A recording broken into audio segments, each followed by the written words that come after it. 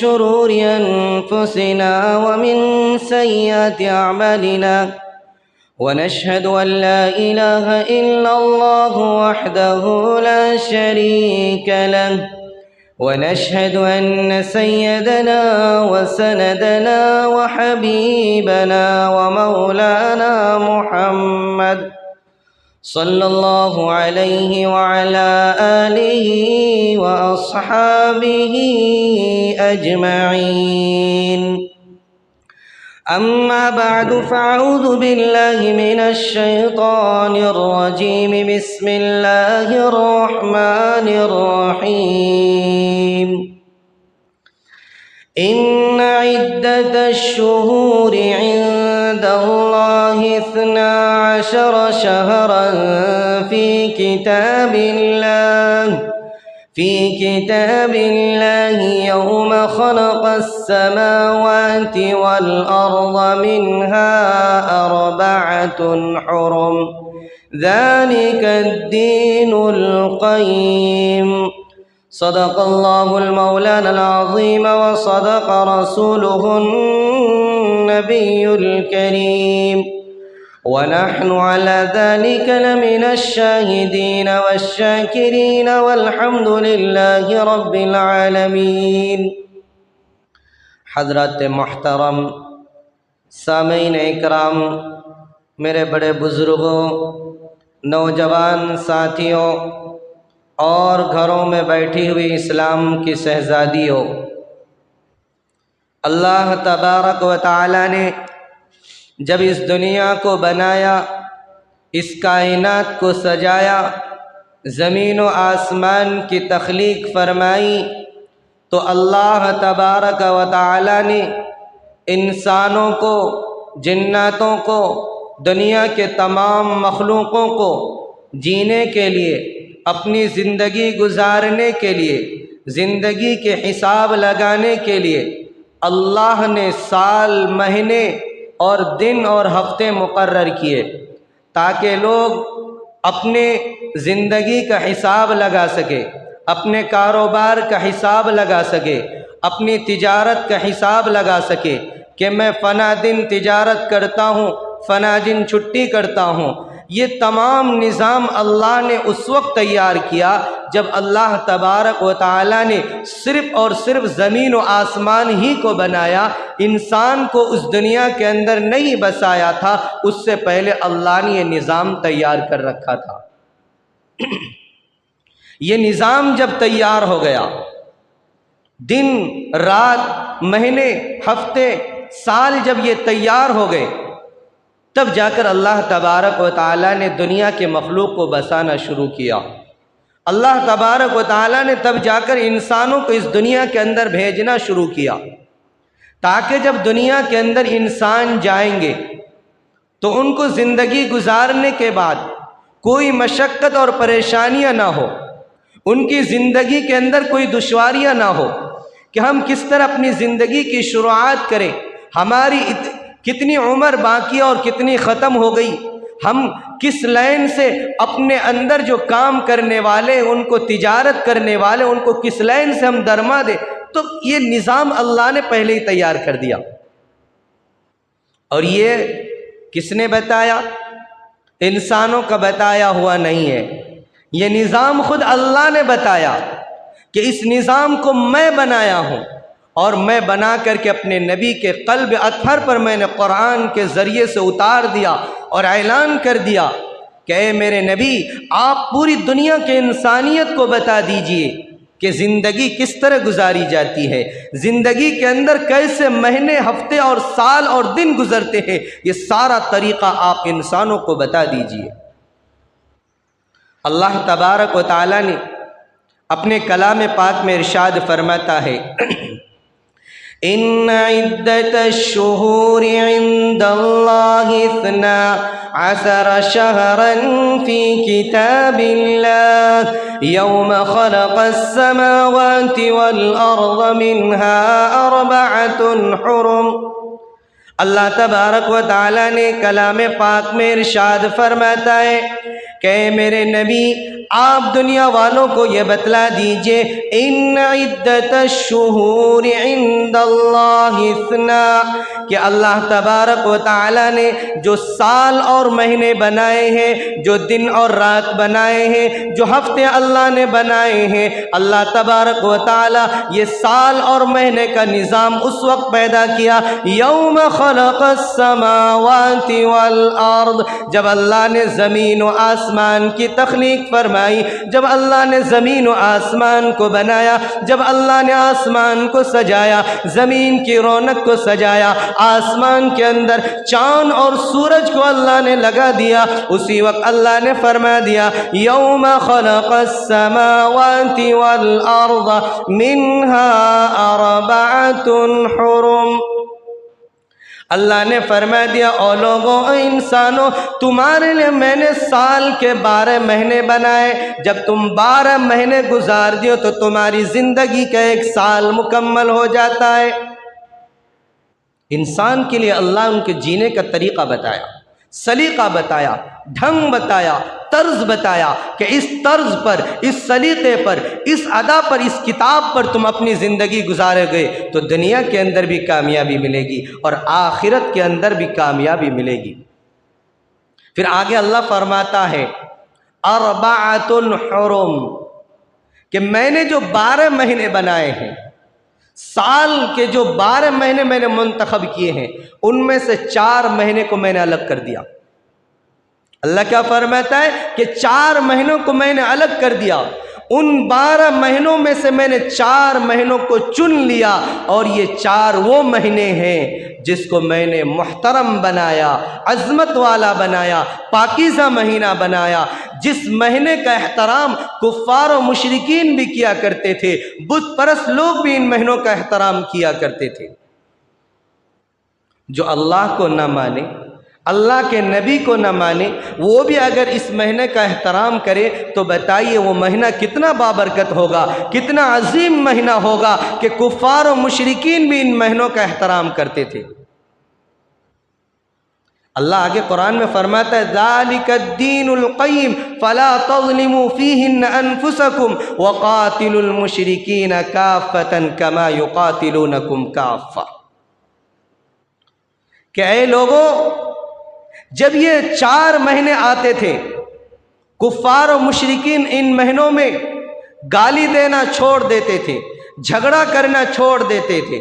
ڈکیتی ڈالنا چھوڑ دیتے تھے، رہزنی کو چھوڑ دیتے تھے، شرابوں کو کم کیا کرتے تھے، ناچ گانوں کی محفلوں کو سجایا کم کر دیتے تھے، اور کفار و مشرکین جو ان کے خاندانی لڑائیاں چلتی تھی، سالوں تک ان کی جو لڑائیاں چلتی تھی، اپنے تلواروں کو نیام کے اندر ڈال دیتے تھے کہ یہ وہ مہینہ شروع ہوا ہے جو اللہ کے نزدیک محترم ہے، ہم ان مہینوں کے عظمت کے خاطر، ان مہینوں کے احترام کے خاطر ہم لڑائی نہیں کریں گے، ہم جھگڑے نہیں کریں گے، ہم گالیاں نہیں دیں گے، ہم شرابیں نہیں پیئیں گے، لوگوں کے مالوں کو ہم نہیں لوٹیں گے۔ تو تمام غلط عادتوں کو، تمام غلط رسومات کو کفار و مشرکین چھوڑ دیتے تھے، لیکن ان کے اندر ایک خرابیاں تھیں۔ خرابیاں کیا تھی؟ فلا تظلموا فیہن، اللہ فرماتا ہے کہ ان کے اندر وہ ایک خرابیاں پیدا کر رکھے تھے کہ جب اگر ان کی لڑائی زوروں پر ہوتی تھی اور لڑائی کرتے کرتے رجب کا مہینہ آ جاتا تھا تو رجب کے مہینے کو ٹال کر کے سفر کے مہینے میں رجب کا مہینہ منا لیتے تھے، یا کبھی شعبان کے مہینے میں رجب کا مہینہ منا، یعنی مہینے کو آگے پیچھے کر دیا کرتے تھے۔ اگر لڑائی کا دن آتا سوچتے تھے کہ اگر اس لڑائی سے ہماری بند ہو جائے گی تو بہت بڑا نقصان ہوگا، تو ذی الحجہ کا مہینہ ہی تبدیل کر دیتے کہ آگے ہم ربیع الاول کے مہینے میں ذی الحجہ کے مہینے کو منا لیں گے۔ تو فلا تظلموا انفسکم سے اس سے پتہ چلتا ہے کہ وہ لوگ اپنے مہینوں کے اندر، سالوں کے اندر رد و بدل کیا کرتے تھے، اپنے اعتبار سے دین اور نظام کائنات کو چلانا چاہتے تھے۔ لیکن اللہ فرماتا ہے ایسا نہیں چلتا، میں نے جو نظام تیار کیا ہے، میں نے جو ایک نظم بنا کر کے دیا ہے اسی کے مطابق اگر زندگی گزارو گے تو تمہاری زندگی کامیابی لحظ پر چلے گی، ورنہ تمہاری زندگی کامیاب نہیں ہو سکتی ہے۔ اللہ کے نبی صلی اللہ علیہ وسلم جب حجۃ الوداع کے اندر پہنچے اور اس سے پہلے ایک مہینے کے اندر جب فتح مکہ ہوا، مسلمانوں کا غلبہ ہوا، مسلمانوں کے اقتدار کفار و مشرکین کو زیر کر کے اللہ نے مسلمانوں کو جب فتح دی، مسلمانوں کے اندر ان کے ہاتھ میں خانہ کعبہ کی چابی ملی، تو اللہ تبارک و تعالی نے ہمارے نبی صلی اللہ علیہ وسلم کو ایک اعلان کرنے کے لیے بھیجا،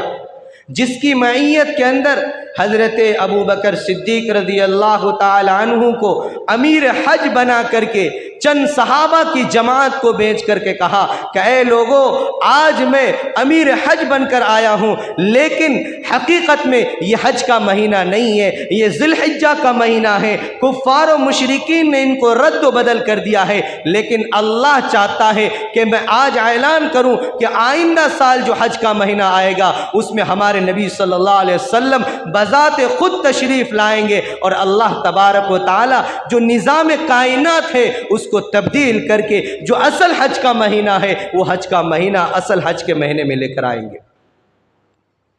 جب ہمارے نبی صلی اللہ علیہ وسلم آئندہ سال حج کرنے گئے، حجۃ الوداع کے موقع پر جا کر اعلان کر دیا کہ اے میرے صحابہ، آج اللہ نے جو نظام کائنات کو تیار کیا تھا، جو سال کے 12 مہینے کو اللہ نے رکھے تھے، آج وہ نظام کائنات مکمل ہو گیا۔ آج جو کفار و مشرکین نے ان مہینوں کے اندر رد و بدل کر دیا تھا، وہ تبدیلیاں آج ختم ہو گئی۔ جو اصل مہینہ تھا آج وہی اصل مہینہ آج سے شروع ہو گیا۔ اس لیے آج میں تمہیں یہ اعلان کر دیتا ہوں کہ آج کے بعد تم مہینوں کے اندر، دنوں کے اندر تبدیلیاں مت کرنا۔ جو مہینہ، جو دن آج ہے اسی کے اعتبار سے اپنی زندگی گزار لینا، تم کامیاب ہو جاؤ گے۔ یہ حجۃ الوداع کے اندر لاکھوں صحابہ کے اندر اللہ کے نبی نے اعلان فرمایا کہ آج جو میں بتا رہا ہوں، آج جو میں اعلان کر رہا ہوں، اس کو اپنے گریبان کے اندر باندھ لینا، اپنی دامن کے اندر گانٹھ لگا لینا۔ اس سے نہ ایک قدم آگے چلنا، نہ ایک قدم پیچھے ہٹنا۔ آگے چلو گے بھی تو نقصان ہے، پیچھے ہٹو گے بھی تو نقصان ہے۔ جو میں نے بتا دیا، جو اللہ کا کلام بتا دیا، اسی کے مطابق اگر زندگی گزارو گے تو تمہاری زندگی کامیاب۔ اگر اس کے اندر آگے بڑھا کر کے بھی تم نے عبادت کی تو تم ناکام ہو جاؤ گے، اگر پیچھے ہٹ کر کے بھی عبادت کی تو تم ناکام ہو جاؤ گے۔ عبادت اصل ثواب جو ہے وہ اصل اللہ اور اللہ کے نبی کی اطاعت میں ہے۔ لوگ کیا سوچتے ہیں کہ اگر ہم 2 رکعت زیادہ پڑھ لیں گے تو کیا ہو جائے گا؟ عبادت ہی تو ہے۔ اللہ کے نبی فرماتے یہ عبادت نہیں ہے، تمہاری جہالت ہے، کیونکہ تم نے اللہ اور نبی کے راستے کو توڑ دیا۔ اللہ کے نبی نے اگر 2 رکعت نماز بتائی ہے تو 2 ہی رکعت پڑھنا، 4 رکعت پڑھو گے تو تمہاری نماز نہیں ہوگی، ثواب کے بجائے تمہیں گناہ ملے گا۔ اگر 2 رکعت بتائی، اس 2 رکعت کو پڑھو گے تو تمہیں ثواب ملے گا۔ یہ دین جو ہے اطاعت میں ہے، یہ دین جو ہے اپنی اٹکل لگانے کا دین نہیں ہے۔ جو شریعت اللہ کے نبی صلی اللہ علیہ وسلم جب اس دنیا سے گزر گئے، ایک صحابی آئے، حضرت علی مرتضیٰ سے پوچھا کہ علی مرتضیٰ یہ بتائیے، اللہ کے نبی نے جو مسح کے اندر،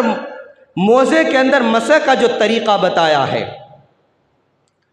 وہ کیا بتایا کہ پاؤں کے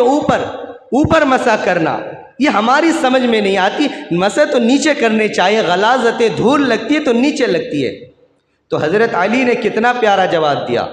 کہ شریعت میں عقل کا دخل نہیں ہے، شریعت میں تم اپنی عقل کے گھوڑے دوڑاؤ گے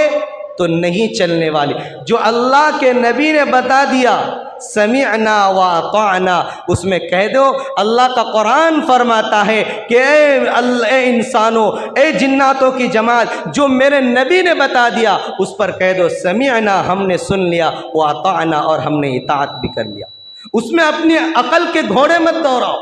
کہ ایسا ہوا تو ایسا کیوں نہیں ہوا، ایسا ہونا چاہیے، ایسا ہونا چاہیے۔ یہ عقل کے گھوڑے دوڑاؤ گے تو تمہاری زندگی تباہ ہو جائے گی۔ جو تمہارے دلوں کے اندر ایمان ہے اس ایمان سے بھی تم ہاتھ دھو بیٹھو گے۔ اس لیے میرے دوستو،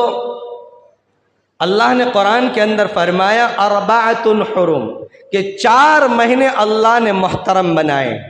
ان 4 مہینوں میں سے ایک مہینہ رجب المرجب کا مہینہ ہے۔ یہ آج جو رجب کی 2 تاریخ ہے،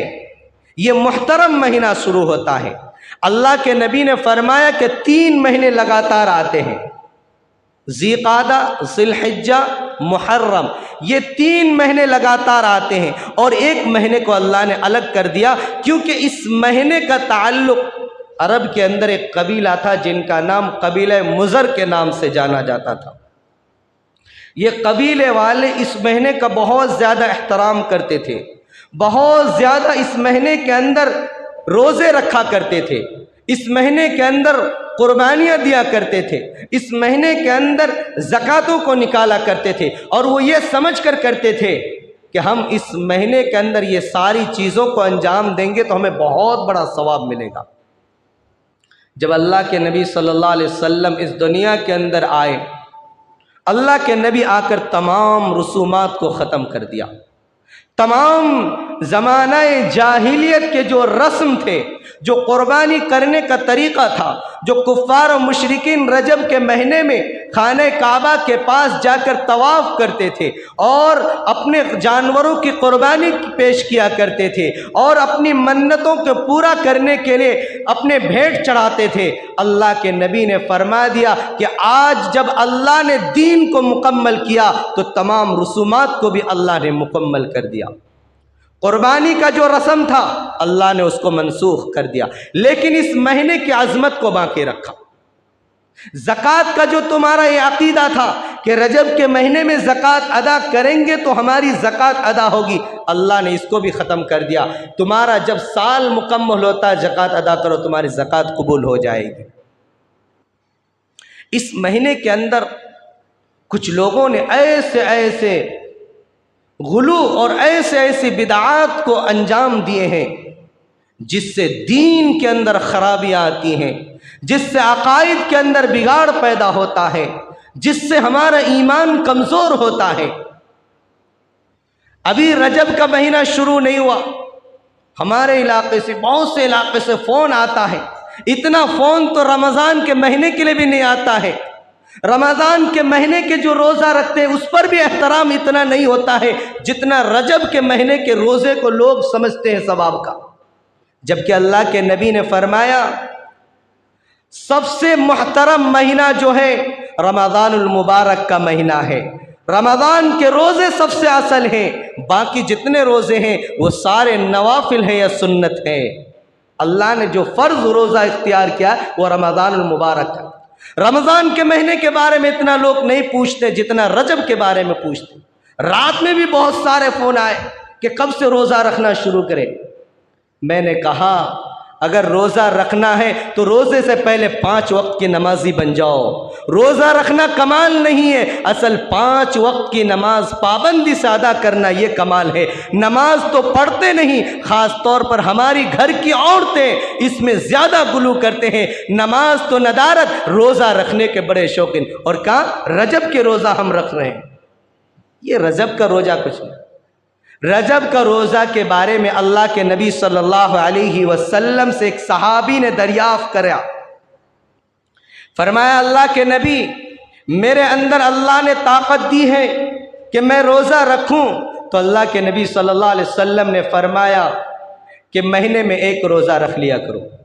فرمایا اللہ کے نبی میرے پاس اس نے بھی زیادہ طاقت ہے، کہا مہینے میں 2 روزے رکھ لیا کرو۔ کہا اس سے بھی زیادہ طاقت ہے، کہا مہینے کے 3 روزے رکھ لیا کرو۔ کہا اللہ کے نبی میرے پر زندگی میں میرے اندر اس سے بھی زیادہ طاقت ہے۔ تو اللہ کے نبی صلی اللہ علیہ وسلم نے فرمایا پھر مہینے کے جو 4 مہینے شروع ہوتے ہیں سال کے، اس 4 مہینے میں زیادہ تر روزے رکھا کرو۔ ذی قعدہ، ذی الحجہ، محرم اور رجب کے مہینے میں روزہ رکھا۔ کہا اللہ کے نبی مجھے اس سے بھی زیادہ طاقت ہے۔ کہا کہ جب یہ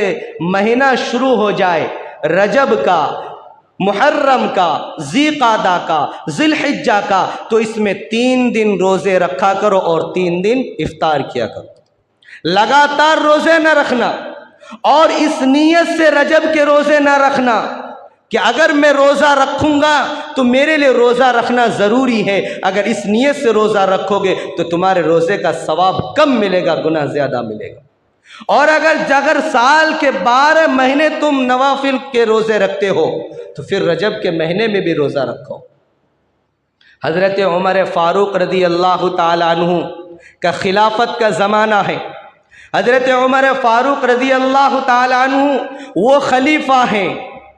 جو بدعات کو ختم کرنے کے لیے، بدعات کے سر کو کچلنے کے لیے سب سے بڑا کام اگر انجام دیا ہے تو حضرت عمر فاروق رضی اللہ تعالیٰ عنہ۔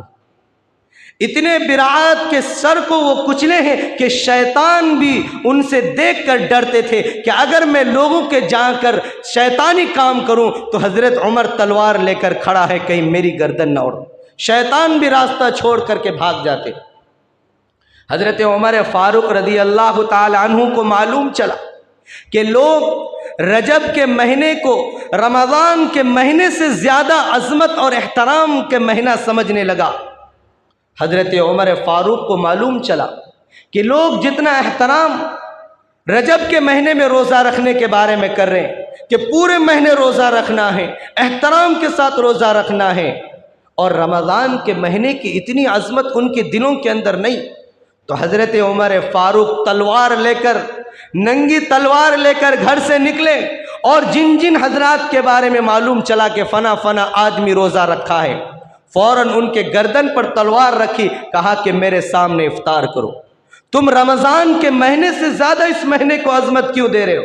ارے اگر روزہ رکھنا ہے تو جو میرے نبی نے بتایا ہے کہ تم 3 دن روزہ رکھو، 3 دن افطار کرو، یہ طریقہ اختیار کرو اگر تمہارے اندر طاقت ہے، یا پھر تم جس طرح سال کے 12 مہینے میں نفلی روزہ رکھتے ہو اسی طریقے سے نفلی روزہ رکھو۔ اگر تم نے ضروری سمجھ کر روزہ رکھا ہے تو فوراً ابھی روزہ اختیار کرو میرے سامنے، ورنہ میری تلوار تیار ہے۔ حضرت عمر رضی اللہ تعالیٰ عنہ نے بدعات کو ختم کیا، رسومات کو ختم کیا، جبکہ اللہ کے نبی صلی اللہ علیہ وسلم نے اس مہینے کے آتے ہی صحابہ کو دعائیں سکھایا کرتے تھے، رمضان کی تیاری کے لیے صحابہ کو تیار کرتے تھے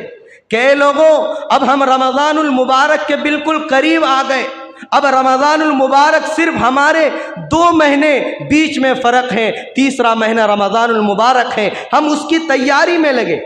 اگر رجب کے مہینے میں زیادہ روزے رکھ لو گے تو تم کمزور پڑ جاؤ گے، پھر رمضان المبارک کے روزے رکھنے کے اندر تمہاری اتنی طاقت نہیں ہوگی، پھر رمضان المبارک کے روزے تم چھوڑ دو گے، جبکہ اللہ نے فرمایا کہ رمضان المبارک کا روزہ فرض ہے، اور اگر جو ایک روزہ بھی جان بوجھ کر چھوڑ دیتا ہے تو اس کے ایمان پر شک ہے کہ وہ ایمان سے ہاتھ نہ دھو بیٹھ جائے۔ رمضان المبارک کی یہ فضیلت ہے۔ اللہ کے نبی صلی اللہ علیہ وسلم جب رجب المرجب کا مہینہ آتا تھا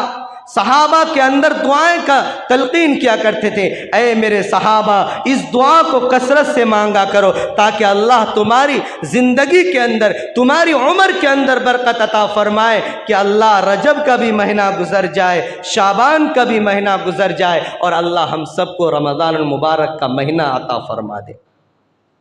اللہ کے نبی کون سی دعا فرماتے؟ وہ ہمیں بھی پڑھنا ہے، آپ کو بھی پڑھنا ہے، اور پوری امت تک اس دعا کو پڑھنے کی تلقین کرنا ہے، اپنے بچوں کو سکھانا ہے، اپنے گھروں کے اندر سکھانا ہے، تاکہ اس دعا کے برکت سے اللہ ہمیں رمضان تک پہنچا دے۔ اللہ کے نبی صلی اللہ علیہ وسلم صحابہ کو فرماتے کہ اے میرے صحابہ یہ دعا پڑھو کہ اللہم بارک لنا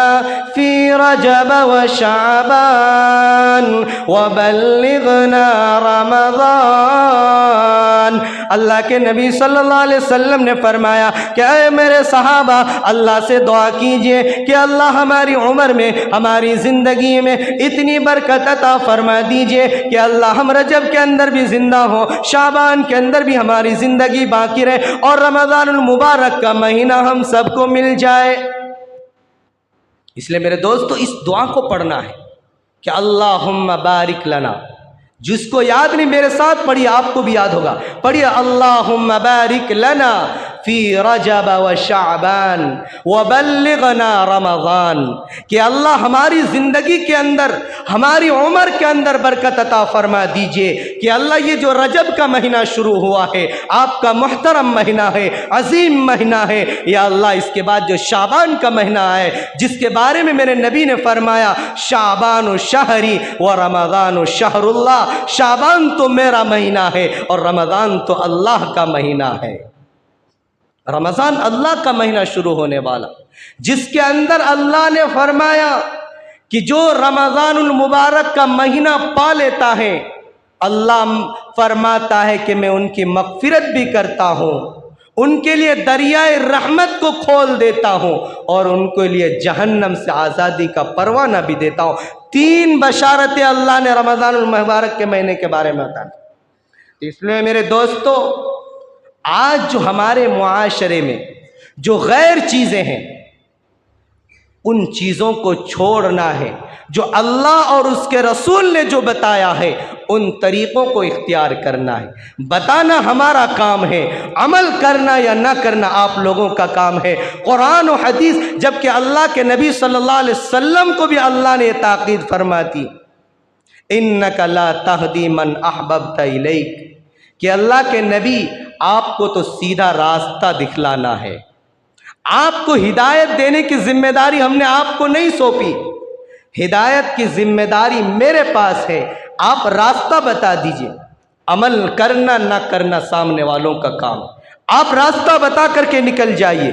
اس لیے اللہ کے نبی کی وراثت جو اللہ نے علماء کو دی ہے، ہمارا کام ہے راستہ دکھانا، عمل کرنا وہ آپ لوگوں کی ذمہ داری۔ عمل کریں گے تو ہماری زندگی کامیابی کی زندگی بنیں گے، عمل نہ کریں گے تو پھر ہم خسارے اور نقصان والے ہوں گے۔ اس لیے یہ رجب کے مہینے سے جو ہمارے معاشرے کے اندر ایک غلط رسوم ہے کہ 22 رجب کے اندر اگر ہم کونڈے بنائیں گے، حلوہ پکوڑی بنائیں گے تو ہمارا رجب کا مہینہ کامیاب ہوگا۔ اگر ہم پکوڑی کے اندر حلوہ بھریں گے، اس کے اندر ہم مٹھائی ڈال کر کے اگر ہم وہ پکوڑی بنائیں گے تو ہم نجات کا ذریعہ پائیں گے، ہماری منتیں پوری ہوں گی، ہماری آرزویں پوری ہوں گی۔ میرے دوستو، شریعت کے اندر اس کا کوئی دخل نہیں ہے، کوئی جگہ نہیں۔ اور جس کو نسبت کر رہے ہیں حضرت امام جعفر صادق رحمۃ اللہ علیہ کی طرف منسوب کرتے ہیں کہ حضرت امام جعفر صادق رحمۃ اللہ علیہ نے ایک باندی سے کہا تھا کہ اگر تم میرے نام سے حلوہ پکوڑی بناؤ گے، کونڈے بناؤ گے، تو تم جو منت مانگو گے 22 تاریخ کو، 22 رجب کو تمہاری منتیں پوری ہو جائے گی۔ میرے دوستو، جبکہ امام جعفر صادق رحمۃ اللہ علیہ کی پیدائش نہ 22 رجب کو ہے، نہ ان کی وفات 22 رجب کو ہے، بلکہ ان کی پیدائش 8 رمضان المبارک کی ہے، اور ہم مناتے کب ہیں؟ 22 رجب کو۔ اور 22 رجب کو یہ رسم کیوں شروع ہوا؟ جبکہ روافض، شیعہ جو میرے نبی اور میرے صحابہ کے دشمن تھے، ہمارے صحابہ کی شانوں میں جو گستاخیاں کرتے تھے، جو حضرت عمر فاروق کے دشمن تھے، حضرت ابوبکر کے دشمن، حضرت عثمان غنی کے دشمن، جنہوں نے کہا کہ خلافت کو انہوں نے غصب کر لیا ہے، جو حضرت عمر فاروق، جو خلفائے راشدین کو گالیاں بکتے تھے، جو حضرت امیر معاویہ رضی اللہ تعالی عنہ کو برا بھلا کہنے والے ہیں، انہوں نے اس رسم کو ایجاد کیا، کونڈے کا رسم جو حلوہ پکوڑی کا رسم ہے، اس لیے ایجاد کیا کہ 22 رجب کی تاریخ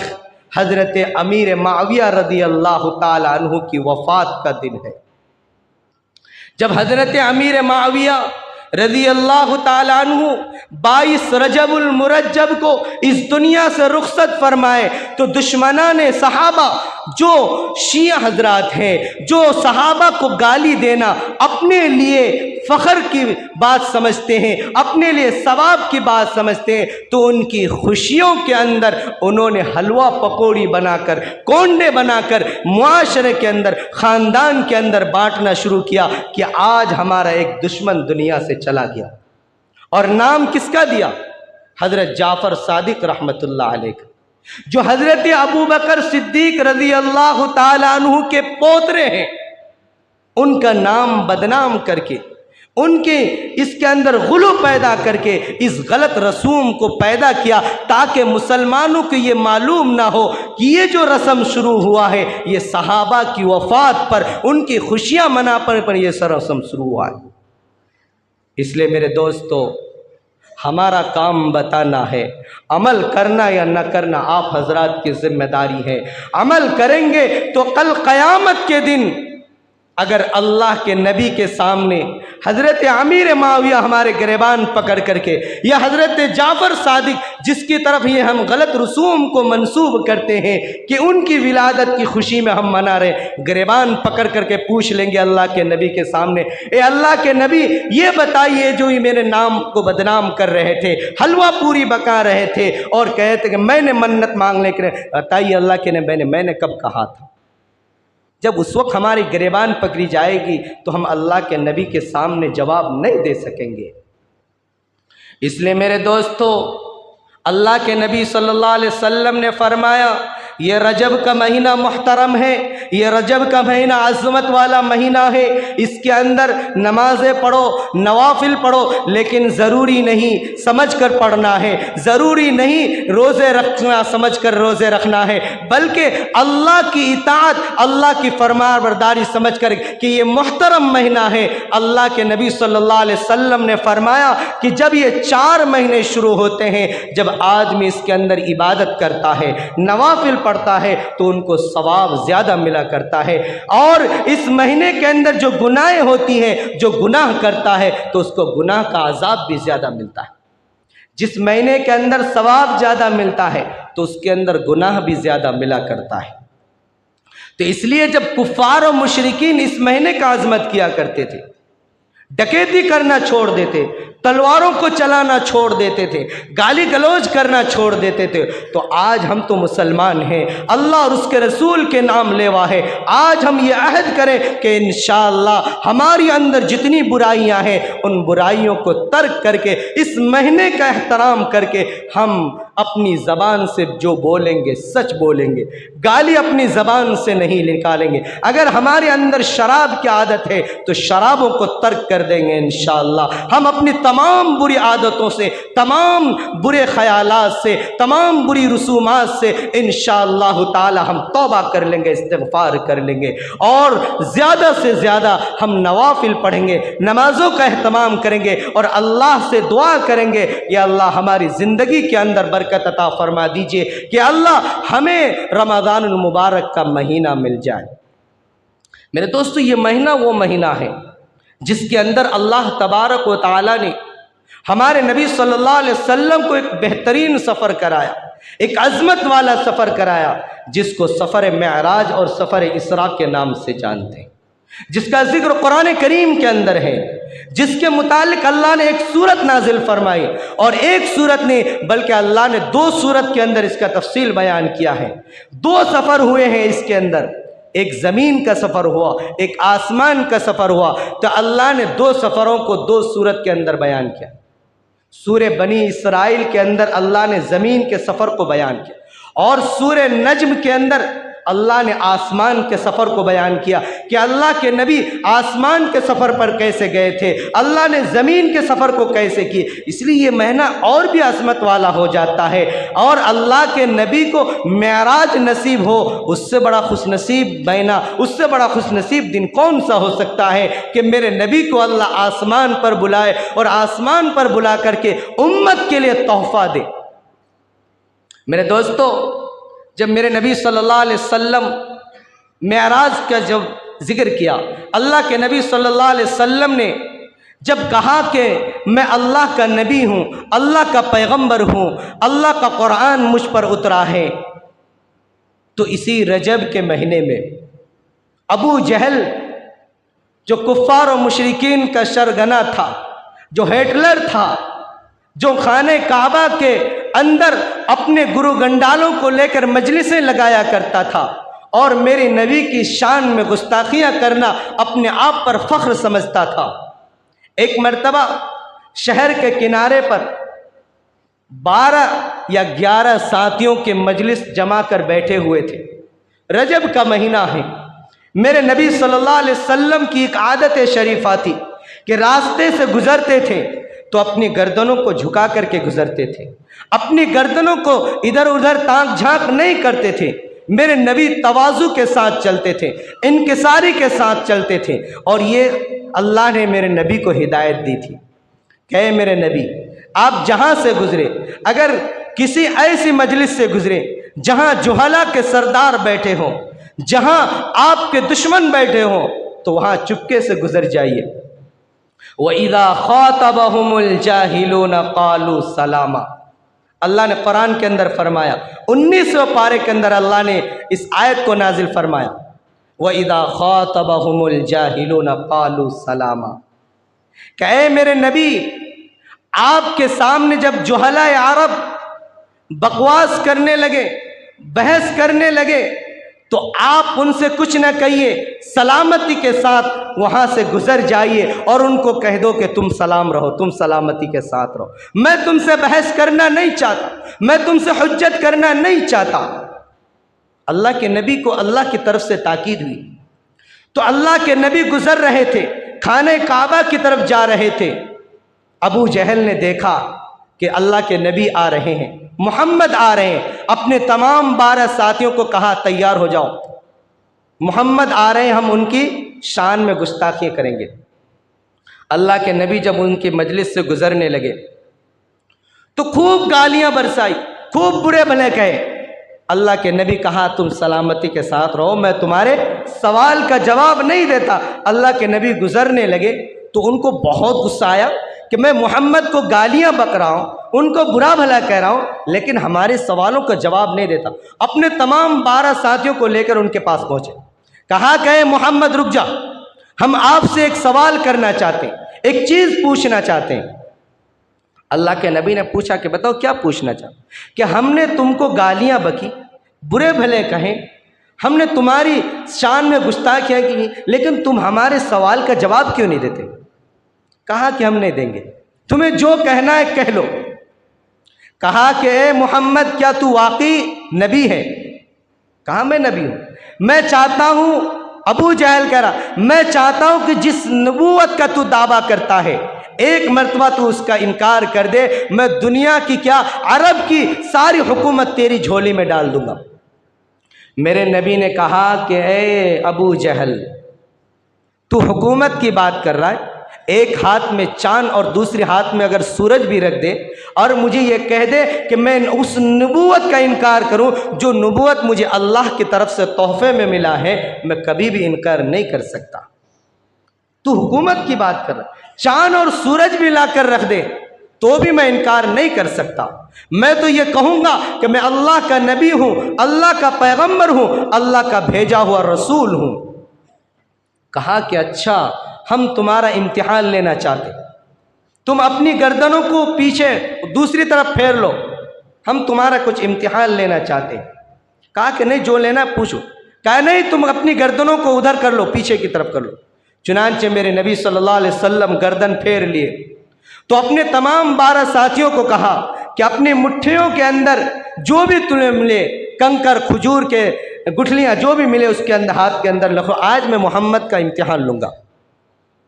چنانچہ ابو جہل اپنے تمام 12 ساتھیوں کے اندر مٹھیوں کے اندر کنکریں، پتھریں اور کھجور کی گٹھلیاں جو لینا تھا لے لیے، اور کہا کہ اے محمد اب ہماری طرف رخ کرو، بتاؤ ہماری ان مٹھیوں کے اندر کیا ہے؟ میرے نبی صلی اللہ علیہ وسلم مسکرائے، کہا کہ اے ابو جہل، میں اگر آسمان کی باتیں بتاتا ہوں، میں قرآن کی باتیں کرتا ہوں، میں اگر یہ کہتا ہوں کہ فرشتہ میرے پاس آتا ہے، جبرائیل میرے پاس آتے ہیں، اللہ سے مجھے ہم کلامی ہوتی ہے، جب میں آسمان کی باتیں کرتا ہوں تو زمین کی باتیں کرنا میرے لیے کیا مشکل ہے، اور خاص طور پر تمہاری مٹھیوں کے بارے میں بتانا کیا مشکل ہے۔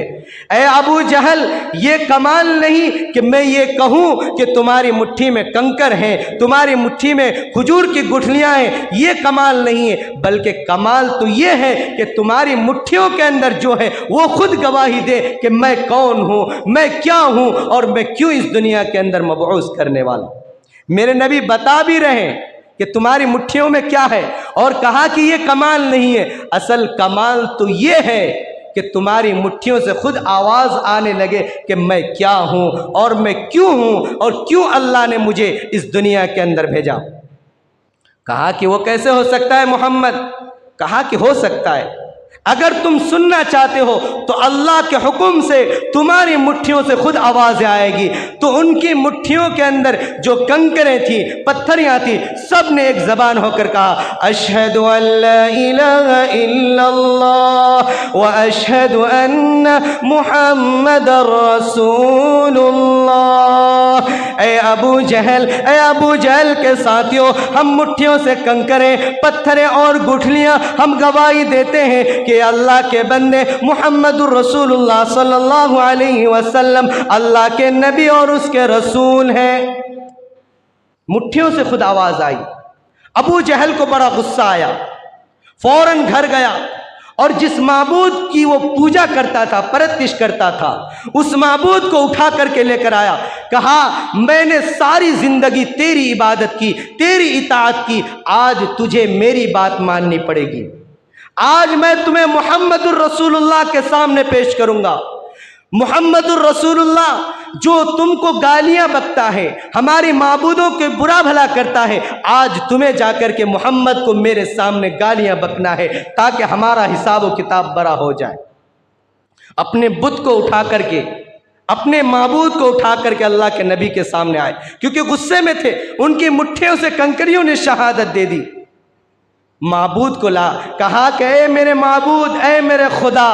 میں نے ساری زندگی تیری اطاعت کی، آج میری لاج رکھ لے، میری عزت کے خاطر آج تو ایک مرتبہ محمد کو گالی دے دے، میری زندگی کی ساری تمنائیں، ساری خواہشیں پوری ہو جائے گی۔ چنانچہ بت رکھا، اللہ کے نبی صلی اللہ علیہ وسلم اس بت کو دیکھ کر، ابو جہل کے معبود کو دیکھ کر مسکرانے لگے۔ تھوڑی دیر کے بعد وہ معبود ادھر ادھر ہلنے لگے، تو ابو جہل نے سوچا اب میرے خدا محمد کو گالی دیں گے، گالی دینے کے لیے میرا خدا خوش ہو رہے ہیں، جھوم رہے ہیں، تو ابو جہل بھی اپنے خدا کے ساتھ ڈانس کرنا شروع کر دیا، جھومنا شروع کر دیا۔ اے محمد دیکھ آج کیسی تیری برائیاں بیان کریں گے میرے خدا، آج میرے معبود تجھے گالیاں دیں گے، گالیاں بکیں گے۔ چنانچہ اچانک اس بت سے آواز آئی قد افلح من تزکا وذکر اسم ربه فصلی۔ اے ابو جہل، اے جہلا کے سردار، میں وہ معبود نہیں ہوں جس کو تو معبود سمجھتا ہے، اصل معبود تو آسمان پر ہے، اور جس نے کامیابی حاصل کرنا چاہا وہ اپنے آپ پر پاکیزگی اختیار کر لے اور نبی کی دامن کو پکڑ لے، نبی کی دامن کے اندر کامیابی ہے۔ اور اس بت کے اندر سے یہ آواز آئی اشہد ان لا الہ الا اللہ واشہد ان محمد رسول اللہ۔ اللہ تبارک و تعالیٰ نے قرآن کی آیت کا قد افلح من تزکا، اے ابو جہل تو مجھے معبود ماننا، میں معبود نہیں۔ اگر تو اپنے اندر کی پاکیزگی چاہتا ہے، اگر اپنے اندر کی کامیابی چاہتا ہے، تو اپنے اندر کے اندر جو تمہارے غلط معبود بیٹھے اس کو نکال کر کے پھینک دے، اور جو محمد بتا رہے ہیں اس کے طریقوں کو اختیار کر لے، تم کامیاب ہو جاؤ۔ ابو جہل کو بڑا غصہ آیا کہ ارے معبود، ارے خدا، میں لایا تجھے گواہی دینے کے لیے، گالیاں بکنے کے لیے، اور تو مجھے نصیحت کر رہا ہے کہ میں پاکیزہ اختیار کروں، اپنی گندگیوں کو نکال دوں۔ چنانچہ اتنا بڑا غصہ آیا کہ اپنے معبود کو اٹھایا اور زمین پر پٹک دیا تو اللہ تبارک و تعالیٰ فرماتا ہے، قرآن کے اندر اللہ فرماتا ہے کہ ابو جہل وہ شخص ہے جو اپنے مرضی کے مطابق اپنے خدا کو بھی چلانا چاہتا ہے۔ اگر خدا ان کے مرضی کے مطابق چلے تو خدا، نہ چلے تو زمین پر پٹک کر کے توڑ دے۔ تو ایسے خداؤں کی پرستش کر کے کیا فائدہ میرے دوستو؟ اس خدا کی پرستش کرو جس کے سامنے کوئی دنیا کی طاقت نہ ٹک سکتی ہے، نہ دنیا کی حکومت ٹک سکتی ہے۔ اس لیے آج ہم سب اپنے غلط رسومات کو چھوڑ کر کے توبہ کر کے نماز کی پابندی کرنے والے بن جائیں۔ انشاءاللہ تعالی ہماری زندگی اسی میں کامیابی ہے۔ انشاءاللہ آئندہ ہفتہ سے انشاءاللہ